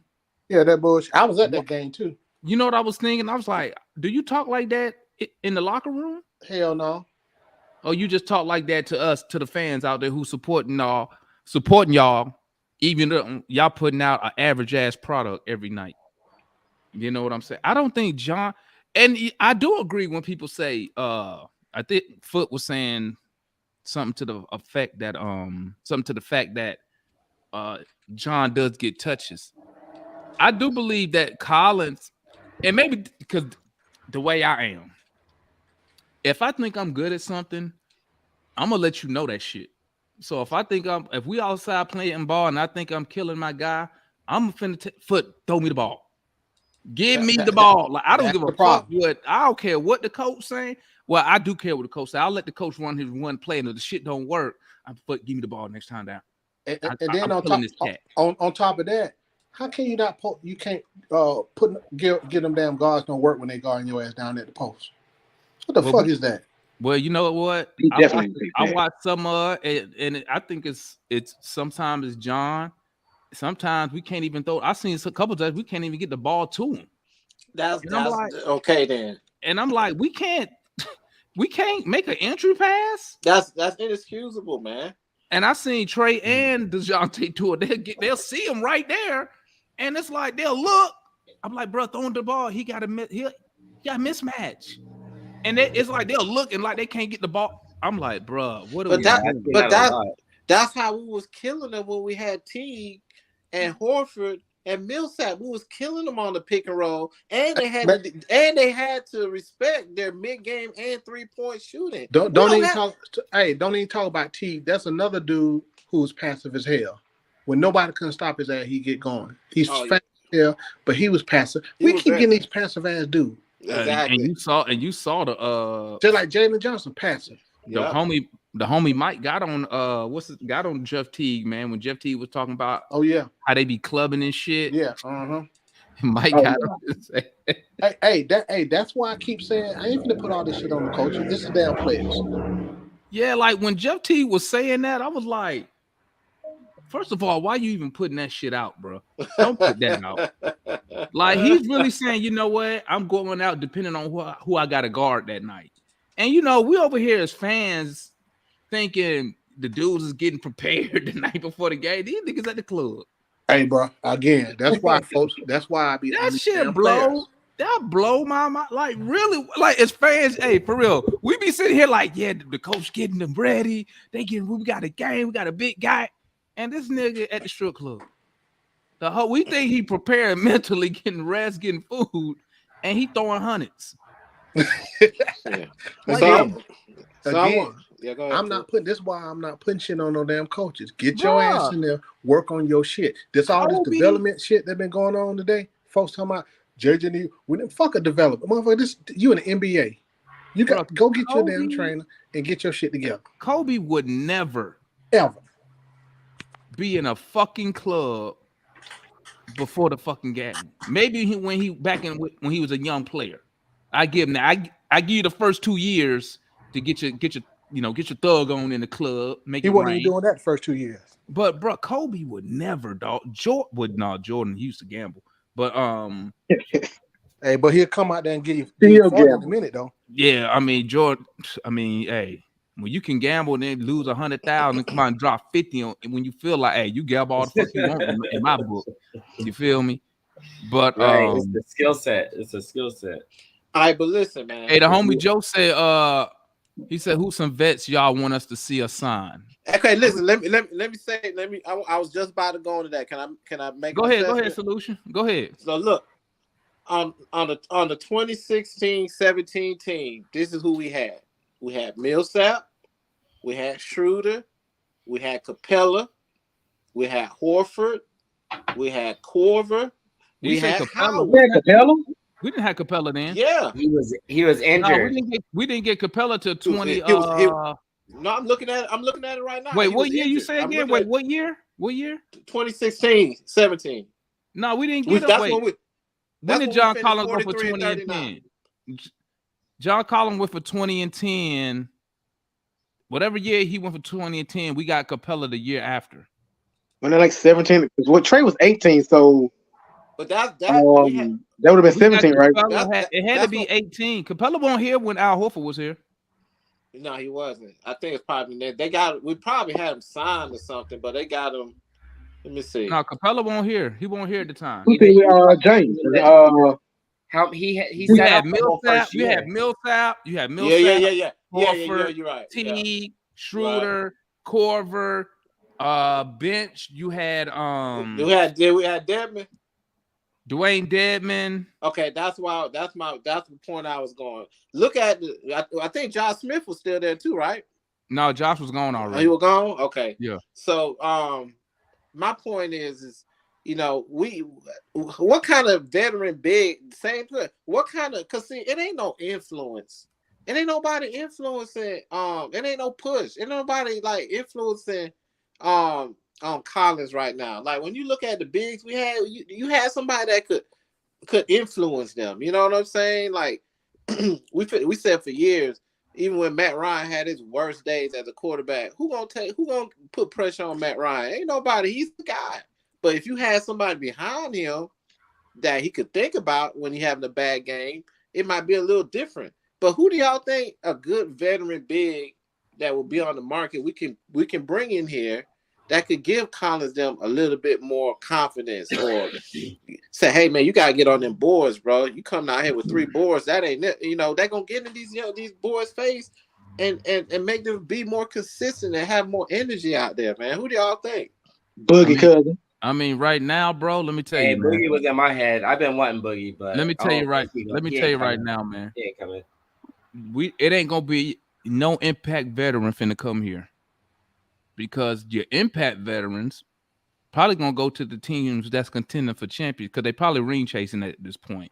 And I don't know why we let Dedman go, but go ahead, bro. We let him go. Well, we let him go twice. Exactly. We let him go 2 times. Okay. That's because the front office at the time didn't value veteran leadership. Exactly. That's why the only reason we went and got Dedman back because Trae Young was complaining. Trae Young had said, well, he didn't say it, his camp leaked it, that Dwayne Dedman was that locker room vet on the team. I mean, hell, I thought we had a pretty solid vet when we had Trae, unless Trae was bullshitting, he spoke highly of Jeremy Lin as a vet. Yeah. When Jeremy Lin was here, he spoke very highly of Jeremy Lin. Yep. You could probably get Jeremy Lin on this team for the vet minimum. Hey, they went out and got Justin Holiday. Justin Holiday was the veteran. Justin Holiday and Justin Holiday lasted how long? About 2 seconds. You know who I will, if I was in charge of the Hawks, you know what I would have right now? I would have Kevin Willis on the staff, not as a legit coach, but like I would have him at practices talking to our front court about rebounding, defense. I mean, you could utilize just the old Hawks we have. Why we can't go back and bring Solo back in? Maybe once again, not on the roster, but he's in practice. He's around the team. We need development, man. But that's what I'm saying, Salute. Mm-hmm. Hold on, that's why I said Dominique Wilkins been around this team. Is always in the gym with them dudes. And that's why I said they don't listen. What we need development, but what direction what direction are we going in right now? Are we trying to develop young talent? Are we trying to compete? Is like I asked, like for the next season, what is our minimum? A 500 season again? I don't know. I don't know what direction because I don't know who's in charge. I don't know what we got going on because you got too many chiefs. What's the saying? You got too many cooks trying to cook up one dish. Too many chiefs, not enough Indians. Yeah, I don't know what are we doing here. Too many hands. I know one thing we can't do. You can't blow it up. Not with Trae Young. unless you're gonna get rid of Trey Young. There's no need to blow it up. So you can't blow it up. There's no need to. And like I said, and I think Foot agree with me. If I was the coach, not the coach, I need somebody with more power. If I was the president of basketball operations, AJ Griffin, Jalen Johnson, Oyeka Konwu, bro, they will report back here to Atlanta, and they will be training a month before training camp. I'm telling you, because I think that's the biggest thing we can get now. We can't. But see, hey, I would throw DeAndre Hunter's black ass in there. We can't bring right. collective bargaining agreement, right? Right, and I'm gonna push whatever the limit is. Or guess what I'm gonna say, Foot? I'm gonna tell them young players this. I highly encourage you to be back here early so you can get this work in. You know what I'm saying? Bro, they already dude. Ain't no dude. I mean, sometimes maybe you got to put a foot in their ass. Man, no. Obviously, well, not if you got to make them do that, it ain't gonna be. I'm not gonna say. Let me take AJ Griffin out because this was just his rookie year. You right. Put him in there too. That was just his rookie year. That was just. I don't give a damn. You're a pro. But I think I need to see something from. I'm gonna tell you right now. We gonna know what we have with Jalen Johnson when summer league start. He better be playing summer league so he can show off what he's developed over the offseason. AJ Griffin, he gonna be in summer league. Most time your second year players are in summer league unless they hurt. Okongwu, do you play him in summer league? Probably not. Probably not. So what do we do? So what do we do with the 15th overall draft pick this year? Should we trade it try to see if we can get a vet? What do we do? Are we gonna draft him? Because you know who we draft at 15. They're not playing. They probably gonna be down in College Park. I make it part of a trade. That'd be the smartest thing is to make it part of a trade and bring in a vet. Real shit, because I mean, what are they gonna do? We got too many young players that trying to find their way. It don't make sense to bring in another new player trying to find their way. Like, we need depth in that rotation. We need somebody in the backup. Like, shit, we need a backup point guard. We need too many pieces to. I wouldn't want nobody new, honestly. We need veterans. I trade the shit out that motherfucker. Shout out my boy Xavier up in the building, man. Y'all tap in with my guy Xavier Cooper, dog. He hella funny comedian, up and coming comedian, my guy. Diehard Hawks fan. Y'all fuck with him.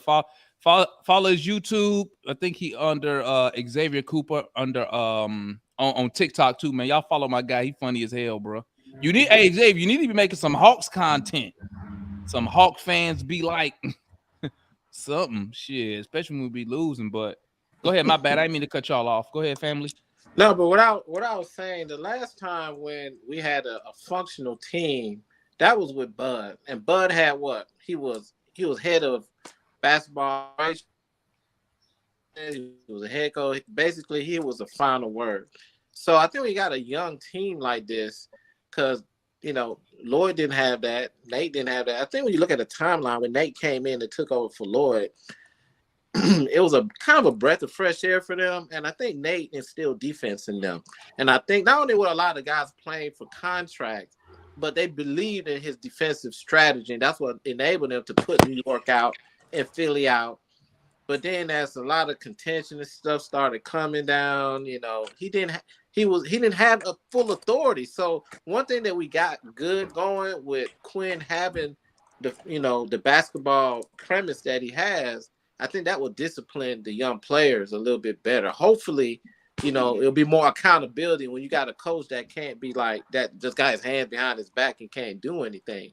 But I just want to piggyback on that because I listened to everybody about how there's no accountability and the players got to, develop and do this. A lot of that start with the head coach and front office, man. They make all these moves, but no. Development start with the damn players. Period.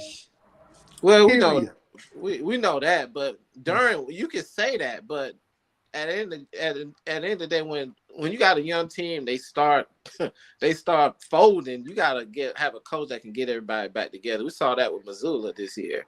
So they're actually going to. Right, I get that, but see, here's my issue, right? These motherfuckers in the pros, You They see that? young. They young, Yeah, man. They that's the main young, bro. problem. They're young, right? So the And they problem what pay we have in the pros right now, too many young dudes come in the league too early. divas. Divas. Yes, exactly. So it ain't nothing the coach or the front office can do, right? Unless you come in here like a Kobe mentality, serious and focused. They worry about Instagram, being on the club, getting whatever they want to do, right? Let me It- ask you something. Go Who's ahead. the first person to go when the teams underperform? Who's the first person they look at? The coach. All right, then. Yeah, fair. Hey, fair or indifferent. So yeah, And that what It's don't that easier to don't get mean rid it's of a coach coach than fault. players.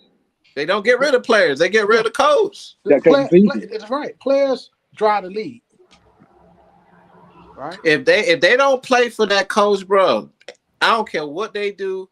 Ain't no reason for Philly to get blowed out the way they did. It wasn't, at certain times you run into a good team like the Lakers did. But what I saw Boston did to come back to win them 3 games in a row, they was playing for their coach, bro. They was playing, their season was on the line. They was playing for pride, right? And Missoula came out, even though he said a lot of dumb shit, he was like, oh, it's on me. Because Charles was saying, no, you need to say we. But he put everything on him. He said, I got to get the players ready. I got to get them in the position to where they can be successful. You see what I'm saying? So at the end of the day, the players ain't going nowhere. Is if they get up and they get and the coach get them in the mindset to compete, and he got to. But the thing is, some of these coaches be so passive. They give all their power away. You can't be afraid to shake things up.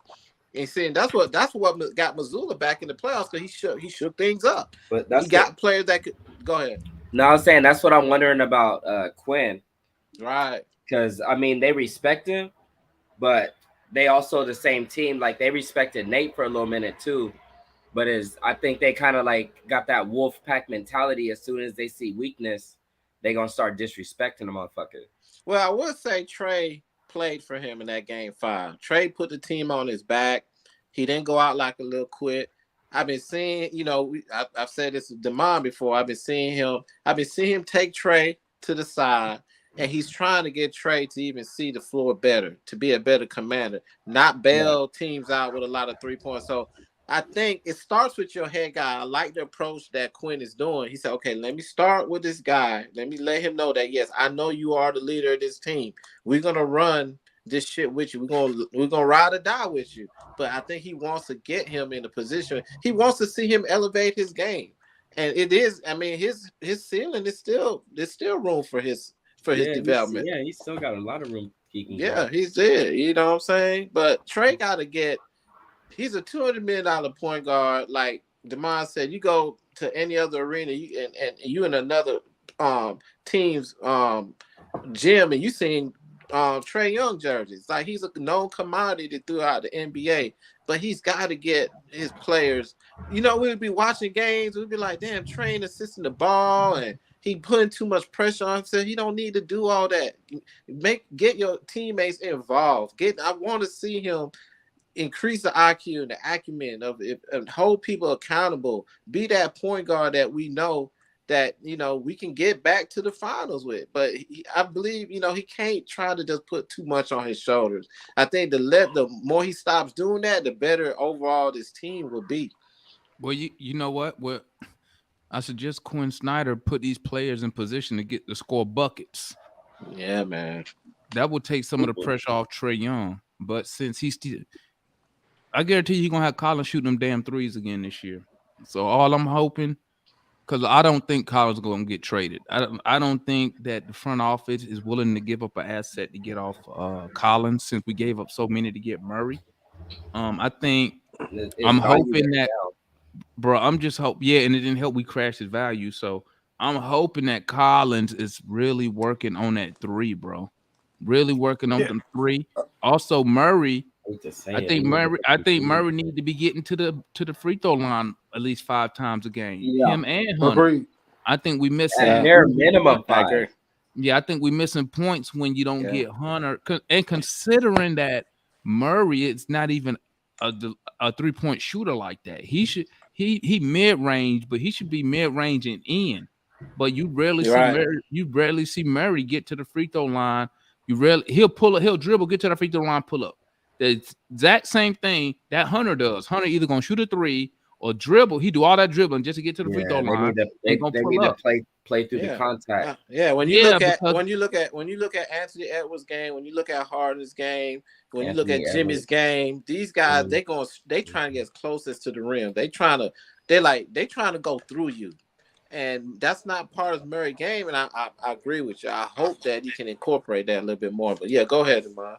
yeah, so I mean, I think with Hunter, if you can get Hunter and we can get Murray to get to that free throw line 5 times a night, assuming that they shoot their average, that's extra 8 to 10 points that we could be getting. And like I said, I bet if you go back and you look at Hunter, I bet every time he got to the free throw line more than 5 times, I bet you money he gave us 20 points. You know who a real dog with that ball too? That other Murray that we watching right now, Jamal Murray. Yeah, bro, he a dog, bro. Like, but you know what? And it's like, but I mean, Jamal Murray been in the league how long now? Now I understand. So like, let's look at. We know Miami, right? We know Miami front office been consistently the same, probably for 15 years. Okay, whenever Pat Riley took over and Spoelstra took over as the head coach, that's been a constant, right? You look at Denver. I don't know if somebody near the computer. How long Mike Malone been the head coach? How long has Jokic been there? How long has Murray been there? I guarantee you they probably Murray used to be coming off the bench when they first got there. Both of them. Because Murray came out early. I think did Murray come from Kentucky? I think, and I think he came out early. And at one point, Jokic was the third big off the bench behind the white dude they sent, the white guy they sent to Portland. I can't remember his name right now. Who was that? But so what I noticed with those organizations, I'm not going to count teams like Lakers, Celtic, because they'll try to make a move for a superstar. But when you look at the Heat, not even counting the LeBron era, but you look at the Nuggets, what do we notice? Their core players, their head coach, and their front office have been consistent for at least 5 years. I know Miami. Go ahead. So they're not making quick decisions, right? They let it play out, right? They let the guys continue to work and get better, right? That's why I keep saying, everybody trying to trade folks right now, right? I agree. Folks just straight trash, right? That's my position. But keep playing ball, right? Keep playing ball and make stuff happen. But guess what? And you know what? We was on that type of train until Tony Wrestler stepped in. You're right. Messed it up with offering John Collins that contract. He messed it up. Think about Jimmy Butler. How long Jimmy Butler been in the league? He been here for a while. And Malone been the coach since 2015, Jamal. 2015, he been the coach for Denver. So Jimmy Butler didn't come in the league like being that dude. No, he was when he came in the league, he wasn't even starting because he came when Rose was still on the Bulls. Exactly. He wasn't even a starter then. He came in the league just another dude, right? Yep, worked his way again, all the players you just talked about. Thank you. They worked on their shit and got better. And then, then people care. Oh, the team, the motherfuckers did their work. The dudes with Miami, the undrafted dude, they worked on their shit, and you know. And you know you can throw in there a foot. Shit, I consider Eric Spoelstra undrafted. Shit, he started off. He was a video coordinator. On the video. He didn't even start as a coach. He started as a video guy. So. While you bullshitting, that's probably one of the best ways to start because you watching hella ton. Exactly. That's what I'm saying, man. That's what I'm saying. That's why I really like our fucking team when we're at our best. You know what I'm saying? But Tanju, the problem is this: we can't stick with something for something longer than 2 years. They always switching something. They always making. It's like I believe that trap, and y'all heard me say this before. I believe Travis Slink didn't think this team was that good when we went to the conference finals. Dude, I everything don't fell in think he thought place. we was that good. Everything Yeah, fell he in didn't place. believe in the team. That's the only reason why. We were playing with I house money. because I really like Travis Slink.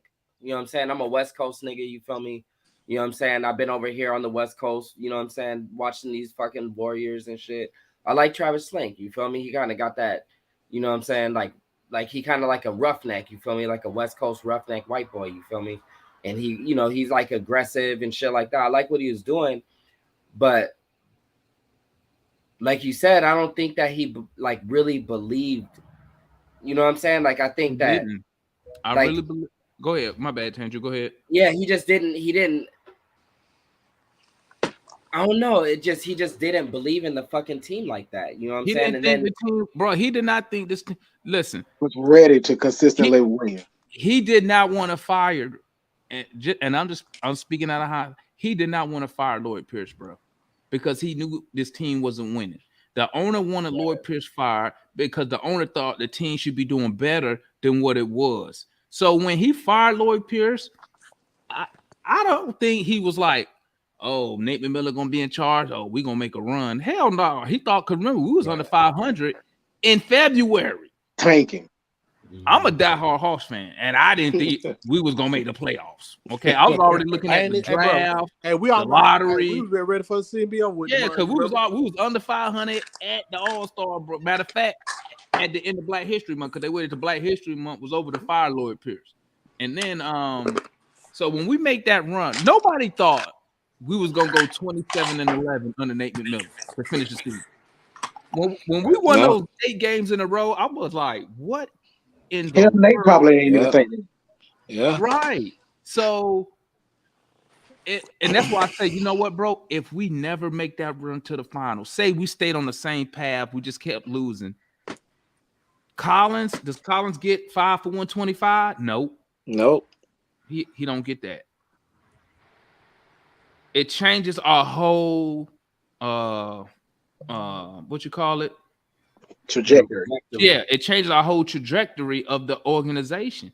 But since we made that run, the owner he thought we was legit. Don't get me wrong. I'm a fan. I was drinking all the fucking Kool-Aid. I ain't even gonna lie to you. Okay. But I'm not in charge of giving out contracts. Tony Russell, the one that made that offer for 5 for 125. Because if you remember, in December that year, John Collins had already turned down an offer from Travis. I think Travis offered him 4 years, $90 million. So that sounds about right. That sounds about right. If I offer you 4 years, $90 million for the extension. For the extension. Yeah, there's no way I'm gonna turn around at the end of the season and offer you 5 years, 125. You ain't that good from 490 to 125 in half a season. Didn't he only want like 100 though? Nah, he wanted 120. He thought Oh yeah, it was 120 because he said he wanted what Mitchell and everybody else putting up his same numbers was getting.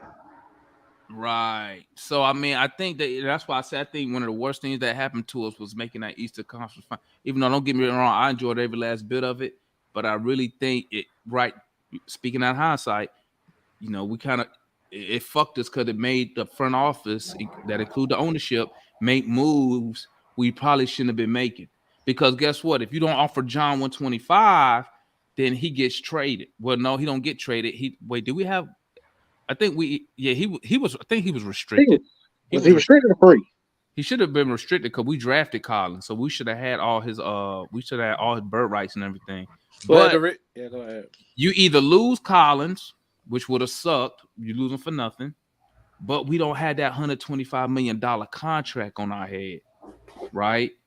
Which means then what? You don't lose Kevin Huerter because you don't have to trade him to get under the cap. So I mean, I don't know, bro. Listen, I don't know what we got going on right now, man. Can I throw a little interjection in there real quick with the Kevin? Go ahead, my guy. Go ahead. Hey, just for the record, I don't know if anybody really knows this, but Bogey's stats were better than Kevin Huerter's for the whole year. Let me just throw that out. But see, you gotta remember. But Bogey and Kevin Huerter, remember Bogey was the starter at first when he got here. He was our starter, but he got hurt. Till they got injured. Yeah. Now, why they kept him coming off the bench? Because remember when he came back, he was on minutes restriction, and he did real good in those little minutes. I guess Nate McMillan was like, "Hey, man, you know what? Hey, you do better off the bench because you're not out there with Trey, so you get more shot opportunities." Maybe that's what he told him, sold him off of it. Don't ask me because why he he was kept handling Kevin the Herter. ball off the bench. Because I Herter can't was- sit here and say Kevin Herter is better than Bogey. I ain't gonna sit here and say that, but Right. you know, it's just a lot of decisions that happen based off that conference final run that is coming back to bite us in the ass, and we're always trying to fix something that we already fucked up. You feel me? Include that DJ trade because you threw a 3-pick trade for when you're trying to go ahead and win. I mean, he made a good I point, man. still believe Because in the DJ trade. I believe in it. I like it, but I'm just saying that you don't give up 3 first rounders for a person if you ain't don't think you can win right now. So that's still based off of that run. yeah. So check this out, fellas. It is. Real quick, I'm looking at, dude. We technically, I don't think we're gonna have an issue with the cap because you got Bruno, Garrison, Tyrese Martin on non-guaranteed contracts. Well, Outside. so How much is that? Huh? How much is that? Let me see. It's DJ 2, though. 4, 6, 8, about 9 million. Oh, well, that is enough. Yeah, It's the fact that DJ got to get so much money. Oh shit! That'll be next year though. You're looking at about 30 million, man. Yeah, that's next year, So but like this is what I'm saying. gotta make the moves right now This to what prepare I'm for that saying. shit. You stand pat, right? Unless something come your way during trade deadline. Yeah, and unless something come up before trade deadline. And depends on how the season going. Yeah, that's what I'm saying. Because Quinn in there, he know what he halfway need to do, right? And I wouldn't see folks trying to trade folks just to fucking trade them. I'm not trading nobody unless we get some shit back. That's going to help the team. Yeah. You might because another thing nobody think about the salary cap going up, right? We got motherfuckers pretty cheap right now. You real talk. Shit, you still got to extend Bay. You still got to extend a I understood. I'm just saying. I'm saying we got a lot of players on the cheap right now, right? For a few years, right? If you really want to look at it, Maybe like the next year or so. No. I think you got Trey, you got Hunter, you got Collins for a few years for cheap. Trey ain't cheap. Bruh. Trey at 40 million. What was his max money? Yeah, look like 40 now for million. All-NBA? What He was did make all NBA. That's why we giving him how 40 much Trey million. make a year? 41. Trey making 50 million. Start next year, he make 40. He made 40 starting next year. He will be making about 50 million a year on Supermax. No, he on his max contract. No, he's on the Supermax. But what I'm telling you, the most that he could make is what he got right now. Understand? In this new collective You bargaining, mean if he got it this year? he could make 50. If he come up like Jaylen Brown, Trey would be making about over $50 million on Supermax right now. Oh, because That's what JT about to get. Well, that's because it's about timing. It's about timing. I know that. That's my whole point. It's like signing. My it's whole like point NFL is quarterback. we got dudes on the cheap for a few years. Is my point. But you know what? I'm gonna wait, man. I'm gonna wait till tomorrow, man, because I gotta cut it short. Family, we hit 2 hours. Yep. Thanks for tapping in, my guys. I appreciate you, man. What's today? Today Thursday, so we'll probably do another show Monday evening. All right, folks. All right. We'll holler at y'all. So y'all tap in. Foot, don't forget I need to tap in with Foot and all y'all, man. Y'all tap in with me on Twitter, man. I send you my number. Yes. Yeah, y'all tapping with me on y'all tapping me on Twitter, man. Trying to do the what you want to do tomorrow, Devon? Hey, I'm free when you are. Is 12 still good? Yeah, 12 good. I hit my number. I'll send you my number. All right, bet that. And y'all type it. Solution not in our Twitter chat, is he? Or Don't Tangent? think so. Y'all got to get in our Twitter chat, man. I got it there one Yeah, time. I know how to find it. When you pull up the link, sometimes I be in there listening. So yeah, I look out for it. Yeah, tap in with us, man. Cause I'm trying What's to do it called on some. Twitter? Just add one of us, and then we can just let you in. Cause it's called. Yeah. It's a private chat, so you ain't gonna be able to see it. Y'all got our Yeah. Twitter stuff? You on Twitter? I got an account. I don't fuck with Twitter like that, but I'll fuck with it. Bet Oh that, yeah, I forgot about Tangent. Twitter. Hey, but we have some good conversation when we go on goddamn the spaces. Yeah, man. Yeah. Fun, bro. It's fun. But All I'm right, gonna tap bro. in with y'all, man. Salute to everybody in the chat, man. So, my boy Dre up in here. Y'all fuck my boy Dre Rich chat. That's my boy Richie right there. Salute my boy Richie. Salute to Joe. Me and Joe was going back and forth on Twitter today. That's my guy too, man. Hey, I salute y'all. I appreciate everybody with the support that's in the chat. Everybody who come on the panel. Shout out my boy Pharaoh Solution. Foot up in the building. Tanju in the building. And we shall be live Monday evening. Our next show be Monday evening. Y'all come tap in with us, man. Let's see. All right, bro. Bet. All right, y'all, That's man. cool. Y'all All stay right, up, y'all. family. Peace. All right, later. Box up. All right.